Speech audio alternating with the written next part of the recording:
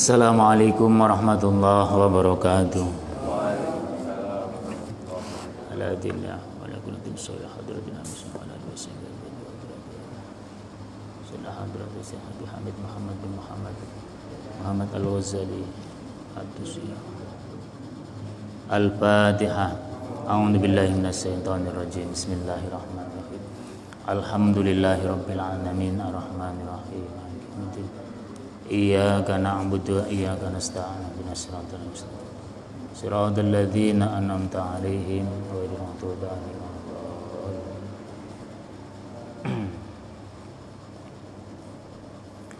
Alhamdulillah wassalatu wassalamu ala Rasulillah Sayyidina Muhammad ibn Abdullah wa ala alihi wa sahbihi wa mawalah. Wala haula wala quwata illa billah, amma ba'du. Hadirin jamaah salat maghrib yang rahmati Allah SWT, kembali kita bersyukur kehadirat Allah SWT segala limpahan rahmat taufik hidayahnya. Alhamdulillah masih kita diberi kesehatan oleh Allah, kesempatan dan kekuatan, sehingga kita masih bisa melaksanakan rutinitas kita. Malam Jumat kita mengaji kitab Bidayatul Hidayah. Mudah-mudahan Allah selalu membimbing kita dan Allah memberikan hidayah pada kita dan menuntun kita pada jalan keselamatan dunia dan akhirat. Amin ya rabbal alamin. Salawat dan salam Allah mudah-mudahan tetap tercurahkan pada junjungan kita Nabi Muhammad sallallahu alaihi wasallam. Allahumma shalli ala sayyidina Muhammad wa ala ali sayyidina Muhammad.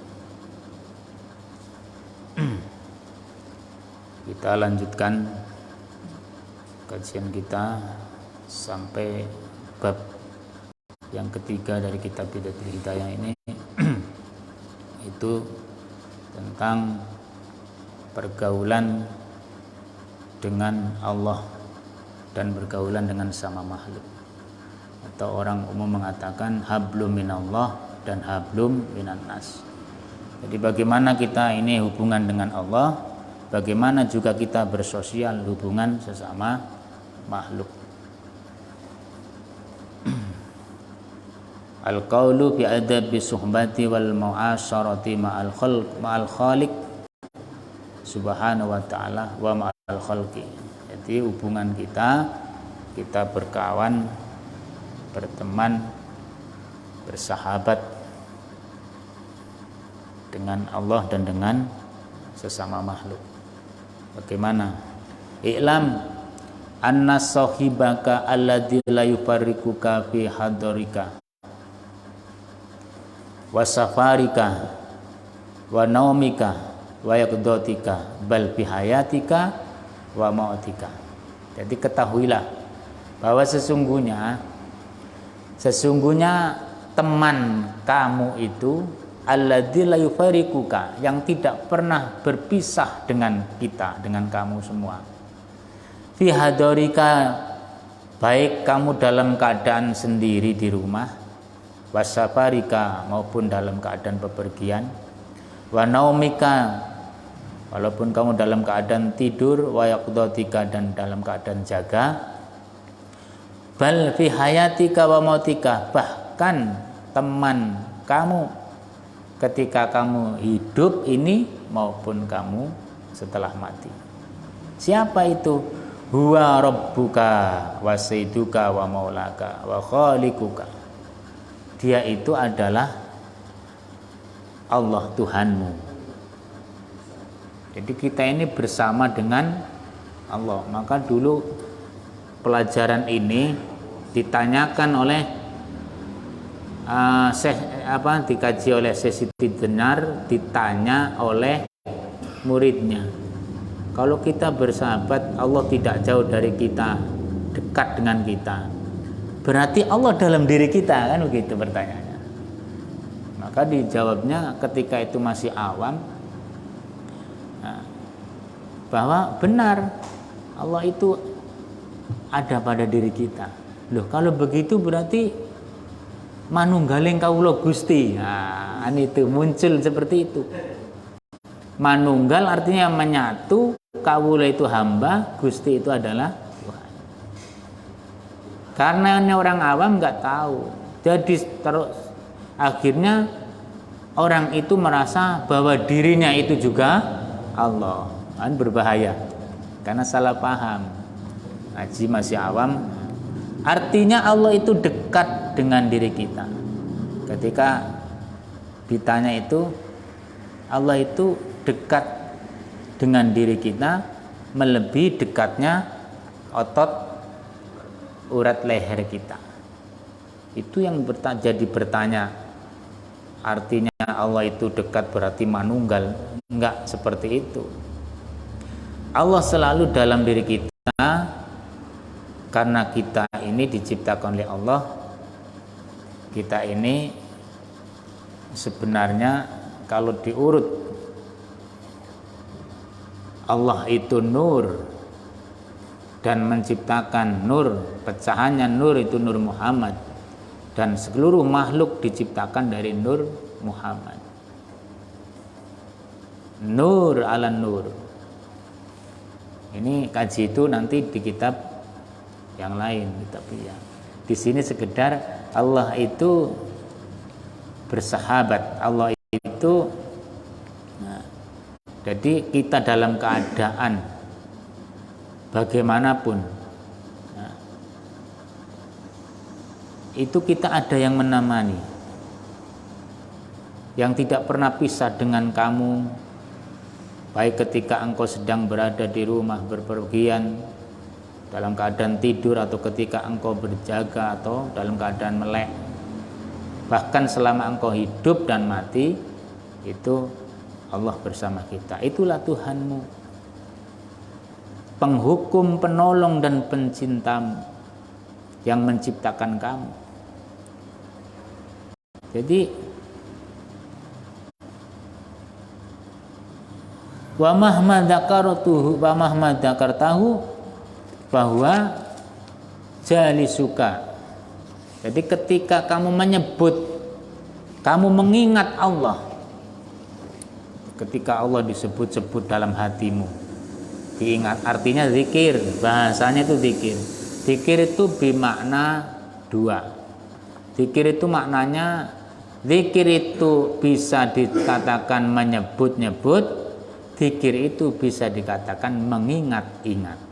Jadi kalau kita sedang zikir itu berarti kalau tidak menyebut ya mengingat. Kalau menyebut ada dengan asma Allah, ada dengan ya asma Allah, seperti Ar-Rahman, Ar-Rahim, Al-Malik, Al-Qudus, itu kita menyebut-nyebut asma Allah. Tapi ada zikir yang mengingat-ingat Allah, mengingat-ingat. Jadi diterapkan dalam hati dan pikiran kita, menyebut dan mengingat Allah.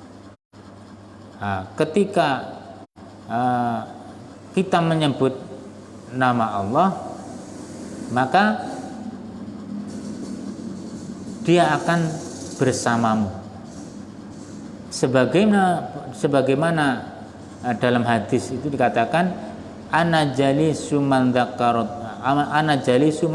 dzakaroni. Aku ini adalah teman duduk orang yang menyebut-nyebut aku.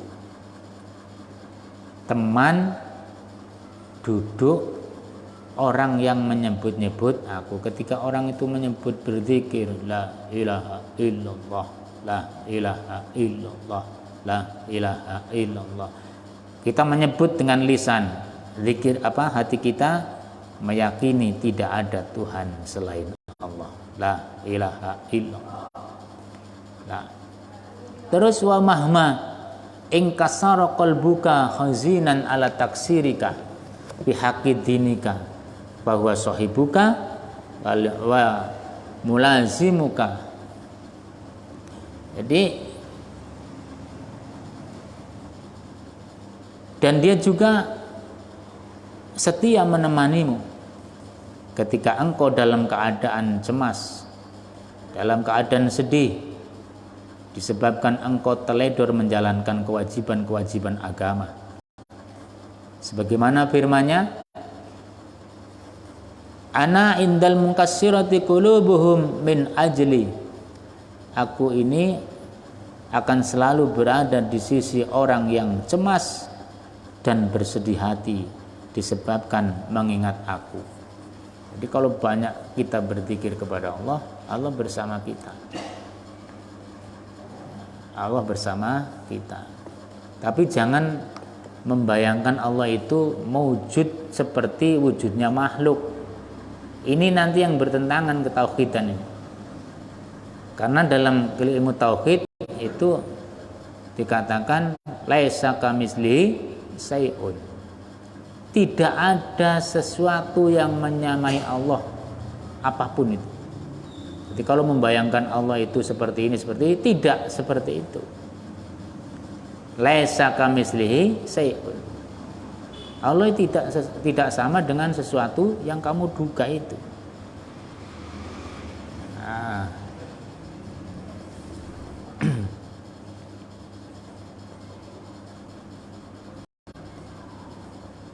Kalau arabta haqqan ma'rifatihi latakhattahu sahiban fataroktan nasa janiban fa ilam takdir ala dzalika fi jami' awqatika fa iyyaka an tuhliya lailaka wa naharaka an waqti tahlu fihi limaulaka wa taladdadu ma'ahu bimunajatika lahu wa inda dzalika fa alaika an tata'allama adaba suhbati ma Allah taala. Jadi apabila engkau mengenal Tuhanmu, kalau kita sudah mengenal Tuhan kita, mengenal dengan sebenarnya, tentu engkau akan berusaha keras menjadikannya sebagai pendamping, dan engkau akan mengesampingkan orang selainnya. Jadi orang lain disampingkan.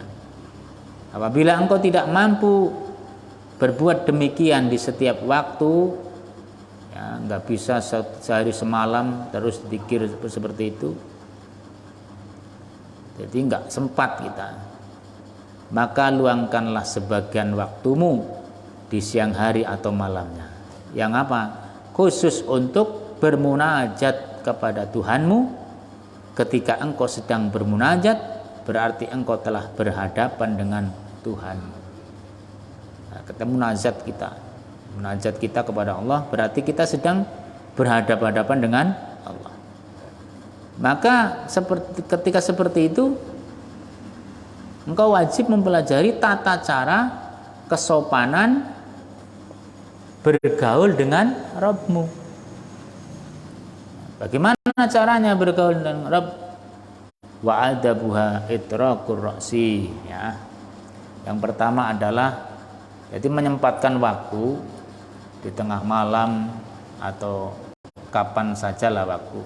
Setidaknya itu menyempatkan waktu. Kalau orang dulu itu, kalau orang Hindu Buddha semedi.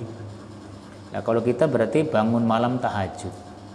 Tahajud itu tafakur, tazakur, muhasabah.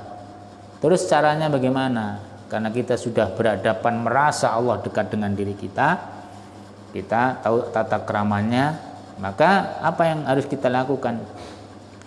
Itraqur ra'si, tundukkan kepala. Nah, tundukkan kepala. Merasa kita berhadapan dengan Allah yang maha segalanya, tundukkan kepala.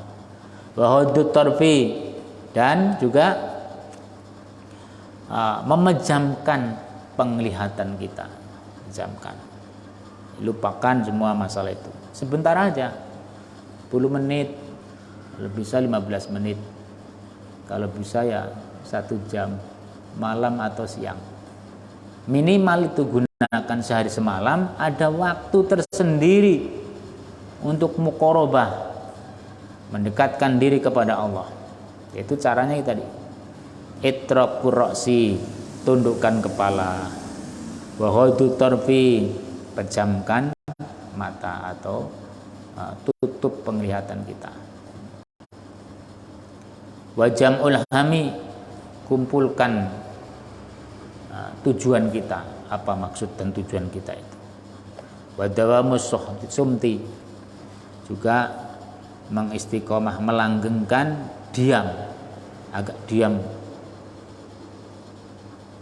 Wasukunul jawari, anggota badannya tenang. Wa mubadaratul amri, yang juga melaksanakan apa yang diperintah-perintah Allah itu terbayang dalam diri kita. Wattinabun nahyi, menjauhi perkara yang dilarang. Waqilatul i'tiradi 'alal qadri, juga sedikitnya mengatur Allah lah. Jangan ngomong takdir saya kok begini begitu. Jadi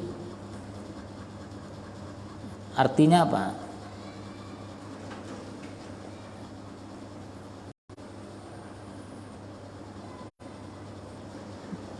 Tidak terlalu banyak mengharap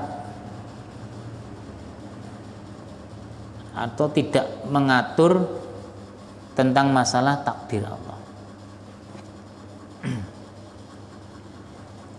Wadawamu dzikri, terus mudawamah dzikir terus. Wa mulazamatul fikri, mengistiqomahkan pikiran kita dalam kebaikan. Wa isarul haqqi 'alal batil, juga memilih perkara yang hak daripada yang batil. Terus di situ wal iyasi anil khalqi, tidak bergantung kepada makhluk. Jadi enggak usah mengharap. Dalam hati kita jangan mengharap, mengemis atau meminta kepada makhluk. Kalau orang sudah seperti ini, biasanya makhluk itu yang butuh kita. Makhluk itu yang datang kepada kita. Rezeki pun tunduk sendiri, rezeki itu datang. Kalau bisa seperti itu, tapi karena kebanyakan kita itu belum mempraktekkan ini dan belum yakin dan juga belum mantep. Padahal ini disuruh setidaknya dalam sehari semalam ada waktu sedikit untuk seperti itu. Kalau bisa, kalau kita ya laksanakan sholat tahajud itu. Terus wal khudu'u tahtal haibati, yaitu merendahkan diri di hadapan Allah yang maha gagah, maha perkasa.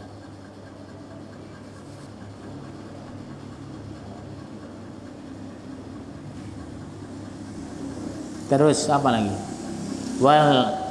Wal inkisaru tahtal hayai. Inkisar itu jadi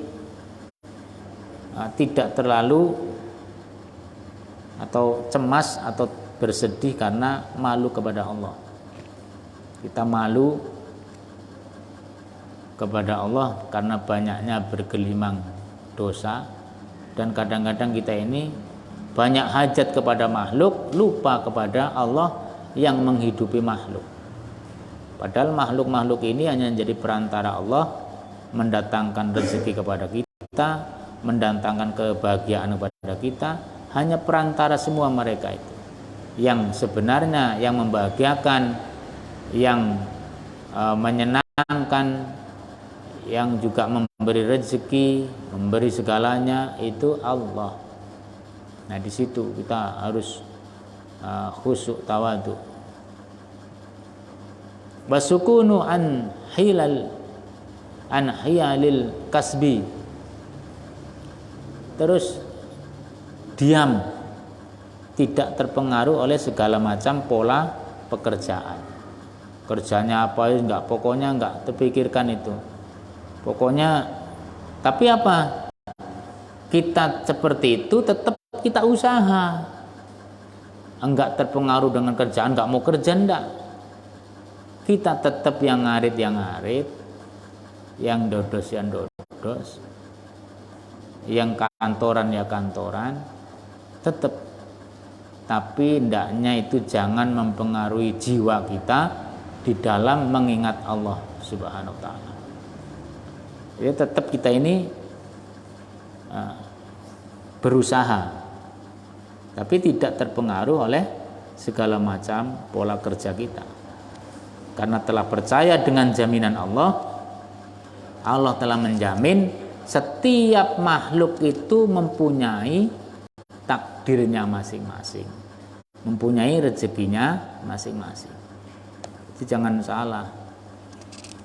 Kamu disuruh usaha, cuma jangan kamu berkeyakinan dalam dirinya bahwa usahamu itu yang menentukan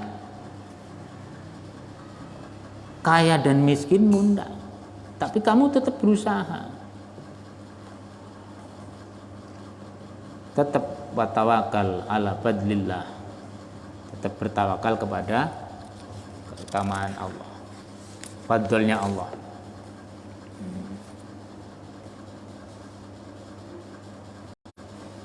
Wa hadza kulluhu yambaghi ayakuna syi'araka fi jam'i lailika wa naharika. Itulah semua tata cara atau kesopanan yang harus engkau jadikan syiarmu di sepanjang malam dan hari dan di sepanjang siang hari.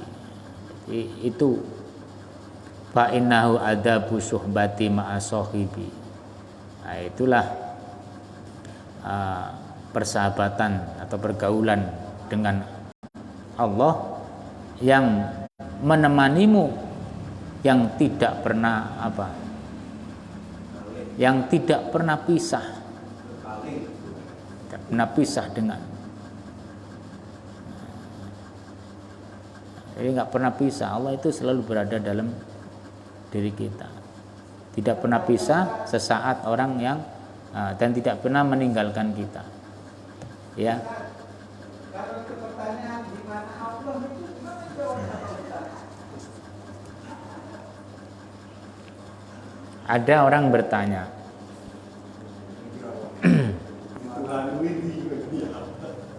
ini masalah ketuhanan. Maka ada orang bertanya, dulu itu orang orientalis itu tiga perkara dijawab satu perkara.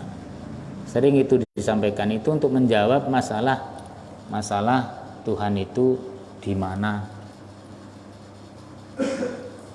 Jadi ada orang bertanya, orang Islam itu sedikit-sedikit Tuhan, percaya kepada sesuatu yang tidak kelihatan.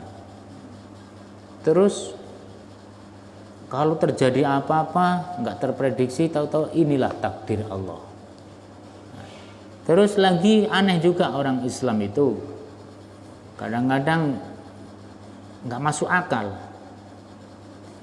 Katanya iblis itu diciptakan dari api, tapi kenapa iblis itu disiksa di neraka yang bahan bakarnya adalah api, yang nggak panas, api ketemu api? Itu pertanyaan itu mencari berapa orang menjawab, nggak bisa. Maka datang ke satu ulama yang ahli ini. Maka ketika pertanyaan itu ditanyakan, ketika pertanyaan itu sudah disampaikan, langsung ditempeling oleh ulama itu. Duh, Tuhan kok malah marah dengan saya? Enggak marah. Itu jawabannya. Loh, kenapa jawabannya kok seperti itu? Ya, kenapa jawabannya kok malah nempeling? Jadi begini, saya memukul kamu itu sakit enggak? Ya sakit loh dipukul. Saya tanya, bagaimana bentuknya sakit? Ayo, bagaimana bentuknya sakit? Enggak bisa jawab dia. Nah, bentuknya sakit itu gimana? Ya enggak tahu saya. Tapi enggak ada kan? Dan dirasakan kan? Iya ada dan dirasakan. Saya merasakan sakit. Tapi saya tanya, coba wujudnya sakit kayak apa? Nah, nggak bisa. Wujudnya sakit nggak bisa diakalkan. Tapi sakit itu ada. Itu sakit baru makhluknya Allah. bukan yang membuat sakit. Ini sakit kan makhluknya Allah. Yang membuat sakit siapa? Lah makhluknya aja nggak bisa kelihatan, apalagi yang menciptakan. Tapi Allah ada, bisa kita rasakan, bisa kita buktikan dengan adanya ciptaannya. Ini ilmu keyakinan, ilmu yakin itu tidak harus selalu pakai akal. Maka ketika kamu berzikir kepada Allah, jangan pikir-pikir. Ketika kamu sedang berzikir, hilangkan dulu pikir. Nanti akan terisi, wifi ini terisi sendiri. Kita ini punya wifi itu kan nggak masuk akal. Kok bisa connect pada HP kita? Hah? Kok bisa wifi itu connect dengan HP? Padahal cuma kodenya aja yang kita masukkan, tapi bisa itu masuk. Maka ketika pikir-pikir, maka kalau orang awam dilarang. Tafakkaru fi dzatihi tafakkaru fi khalqihi wala tafakkaru fi dzatihi. Berpikir-pikirlah kamu tentang makhluk Allah, tapi jangan kamu berpikir tentang zatnya Allah. Karena nanti akan pembahasannya bisa saja nanti mujassimah. Mujassimah itu menjisimkan Allah. Artinya Allah disamakan dengan makhluk berbentuk. Lah kalau Allah disamakan dengan makhluk berbentuk, nanti bisa terjadi kayak agama Nasrani. Allah itu kelihatan. Akhirnya Nabi Isa itu dipertuhankan, padahal dia makhluk. Kalau Nabi Isa itu Tuhan, kapan dia menciptakan langit bumi? Wong dia hadir sudah ada langit dan bumi, kan nggak masuk akal. Dia hadir di dunia ini sudah ada dunia. Jadi kok ngapa disebut Tuhan? Jadi Tuhan itu segalanya. Akal kita nggak nyampe kalau cuma kita bisa meraba Allah itu ada. Dengan apa? Buktinya makhluknya Allah, ada ciptaan pada ada yang menciptakan. Nah itu kalau ingin mantapnya mantap, ya ketika berzikir jangan berpikir. Terus ingat aja kepada Allah, yang segalanya pokoknya segala. Nah ini ilmu tauhid ini, ngaji tauhid juga harus. Nah ini baru kita ngaji pendekatan ke sana. Tauhid itu yang penting. Maka ada penjelasan wujud kidam baqo mukhalafatu lil hawadisi qiyamuhu binafsihi wahdaniyat qudrat iradat ilmu hayat sama bashar kalam qadiran muridan aliman hayan sami'an basyiran mutakaliman. Ini pelajaran ini mulai kecil sudah harus dihafalkan anak-anak. Baru ketika nanti sudah waktunya SMA, SMP itu dijelaskan wujud Allah itu kok wujud. Wujudnya Allah kayak apa? Wujudullah laisa ka wujudil khalqi. Wujudnya Allah itu tidak seperti wujudnya makhluk. Nah, ini terus dipelajari, khusus nanti belajarnya bab tauhid. Nah, makanya kita ini karena Allah itu segala-galanya, kita merenung sejenak di siang atau di malam hari seperti tadi itu, merasa-rasakan kehadiran Allah dekat dengan diri kita. Dan ini pernah ditanya oleh sahabat pada Rasulullah, ya Rasulullah, mahwa ihsan? Ihsan kan ditanya, mahwal Islam, jelas Islam itu ada 5, sholat, syahadat, sholat, zakat, puasa, haji. Mahwal iman? Iman ada 6. Apa itu? Iman pada Allah, iman kepada malaikat Allah, Rasulullah, kitabullah, iman kepada hari kiamat, iman kepada qada dan qadar. Itu harus diimani itu. Ini aja dijelaskan berapa hari saja, satu persatu. Lah terus mahwa ihsan? Lah ihsan itu apa? Itu kan pertanyaan ketika ada hadis panjang, Ada malaikat Jibril yang menyerupai manusia datang kepada Nabi. Di situ ada sahabat Umar, ada sahabat Abu Bakar dan yang lain-lain banyak. Tahu-tahu datang dekat, nanya perkara itu. Ini maksudnya malaikat mengajari para sahabat. Pertanyaan Nabi ditanya, setelah Nabi jawab dibenarkan. Ditanya lagi, setelah jawab dibenarkan. Sodaqta Muhammad, benar. Tapi tanya benar. Nah, apa maksudnya, tujuannya? Ternyata mengajari sahabat tentang Islam itu apa, iman itu bagaimana, terus ihsan itu bagaimana. Ditanya oleh malaikat Jibril yang membo-membo manungso, datang sebagai manusia, itu dia bertanya, "Ma huwa ihsan ya Rasul, ya Muhammad?" Apa itu ihsan? Dijawab oleh Nabi Muhammad, "Al-ihsanu an ta'budallaha ka'annaka tarahu fa ilam takun tarahu fa innahu yaraka." Ihsan itu adalah kamu beribadah menyembah Allah seolah-olah kamu itu tahu Allah. Nah, ini bukan dengan ilmu akal loh tahu Allah. Fa ilam takun tarahu fa innahu yaraka. Kalau kamu tidak bisa tahu Allah, ya seolah-olah Allah itu mengetahui kamu, selalu melihatmu, selalu mengawasimu. Jadi kalau lagi ngarit terus ada pisang mateng mau diambil, Allah melihat. Nah, itu mana artinya diawasi. Kita yang merasa diawasi, ada yang melihat. Terus nemu apa itu uang 200.000 di jalan.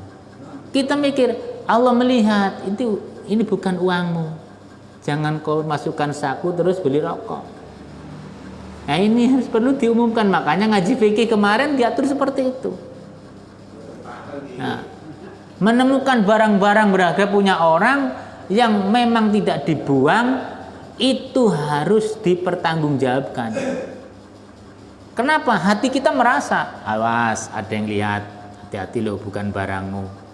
Mau rumah orang ada barang mewah yang kita mau ngambil, nafsu kita, awas ada yang ngawasi. Allah memerintahkan malaikat raqib atid nyadat, ini ngambil. Lah kita harus merasa diawasi seperti itulah. Fa ilam takun tarahu fa innahu yaraka. Kalau kamu tidak bisa melihat Allah, tapi kamu merasa Allah selalu mengawasi diri. Tapi diganggu terus, kayak uang itu kan, wah ada segitu. Nanti ada yang apa tuh? Rezeki kan itu berhasil aja loh, gak ada yang punya. Ya itu, karena kita hidup terus, ketika kita hidup terus diikuti pula kita oleh yang namanya nafsu. Nafsu itu adalah jalannya iblis untuk mengganggu kita. Kita terus diganggu, diragukan, macam-macam. Jangankan kita, Nabi Adam saja bisa diganggu oleh iblis. Apalagi kita anak cucunya. Mbah kita sudah terpeleset dulu, sehingga dilempar ke alam dunia ini karena dia tidak tahan. Jangan dekati kuldi, tetap dekati. Kata iblis apa? Barang enak itu. Akhirnya didekati. Setelah dekat, dicicipi. Kamu tahu Adam, kuldi itu apa? Kuldi itu langgeng. Kenapa kamu tidak boleh makan kuldi? Kamu takutnya nanti langgeng di sini, terlalu enak di sini nih. Oh, ya akhirnya ingin langgeng dimakan. Maka ketika dimakan, pelanggaran pesan Allah, jangan dekati. Akhirnya Nabi Adam diganti alamnya, dijatuhkan ke alam dunia. Dipisah antara Hawa dan Adam. Lama sampai ketemu di Jabal Rahmah. Itu ceritanya panjang. Itu cerita para nabi. Jadi ke sana kita. Maka kita ini masalah tentang Allah tadi. Jadi jawaban yang itu cukup dengan jawabannya. Yang kedua, kenapa? Yang kedua ditanya lagi orang yang ditempeleng itu. Kamu saya tempeleng tahu enggak akan aku tempeleng tadi? Ya enggak tahu. Itulah yang namanya takdir. Takdir itu tidak bisa diketahui oleh siapapun. Maka ketika ada orang bertanya, saya akan berusaha merubah takdir. Yo deh ngerti takdir. Jadi kamu usaha aja, nggak usah ngomong merubah takdir. Apa kamu tahu ditakdirkan melarat? Apa kamu tahu ditakdirkan kaya mendadak? Nggak tahu. Apakah kamu tahu akan ditakdirkan mempunyai jodoh yang konglomerat? Nggak tahu sama sekali kita. Nabi aja nggak tahu, apalagi kita. Jadi ketika nggak tahu terus terjadi dari kita lewat jalan, terus tahu-tahu ditabrak mobil, takdirnya memang ketabrak. Tidak boleh ngomong tadi kalau lewat sini nggak ketabrak. Ya enggak, dilalang nggak lewat sini, memang lewat situ. Memang takdirnya harus seperti itu. Nah ini takdir ini harus diimani. Nggak boleh nggak takdir kamu dilawan dengan usaha, koyok yo usahamu. Takdir itu harus diimani, memang ada. Harus kita bersabar. Makanya takdir itu masuk rukun iman, khairihi wasarrihi. Baik itu takdir baik atau takdir buruk. Kita ini nggak ada catatannya takdir. Makanya nggak usah ngeluh-ngeluh kali kalau ditinggal mati istrinya. Juga dengan bangga-bangga kali karena ingin cepat cari yang lain lagi.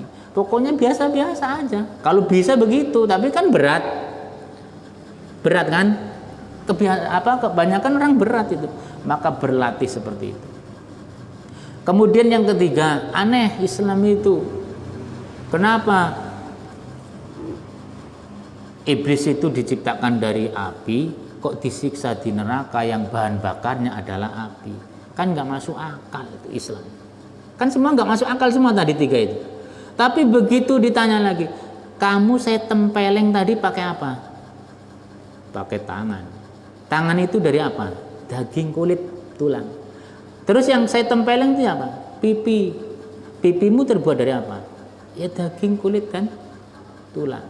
Sakit enggak ketika tangan saya menempel tadi pipimu? Ya sakit.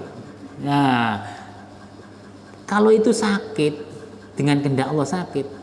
Iblis itu walaupun dicipta dari api, ditaruh di api ya. Kalau Allah menghendaki sakit, sakit. Wong tangan kita yang sama ini, materialnya sama, sakit kok. Hah? Masuk akal enggak jadinya? Ya kan masuk akal. Jadi itu, jangankan Allah bisa kita lihat mujasimah, jadi nanti masuk ke paham mujasimah. Jangankan Allah kelihatan, makhluknya saja yang namanya sakit nggak bisa kelihatan. Lah makhluk lain contohnya kentut aja nggak bisa kelihatan, angin nggak bisa kelihatan. Angin makhluknya Allah. Di sini ada angin, coba bentuknya angin kayak apa? Nggak tahu kita. Orang menjawab kuning. Nah, kuning karena kentut ditaruh plastik kelihatan kuning. Nggak bisa. Angin itu yang ada yang bisa kita rasakan itu tidak bisa ditebak bagaimana bentuknya angin. Itu makhluk-makhluknya Allah saja nggak bisa. Jadi jangan tanya Allah itu kayak apa. Nah itu tadi salah satu pergaulan kita dengan Allah, caranya itu tadi. Nanti ada tata caranya kalau jadi orang alim. Ini ahli ibadah harus gitu. Nah, untuk pertemuan yang akan datang nanti kita bagaimana kalau kita seorang guru, seorang mu'alim. Jadi itu saja, mudah-mudahan bermanfaat. Sedikit ngaji itu nggak sebanyak-banyak, nanti pusing. Nanti salah paham, nanti manunggaling kawula Gusti.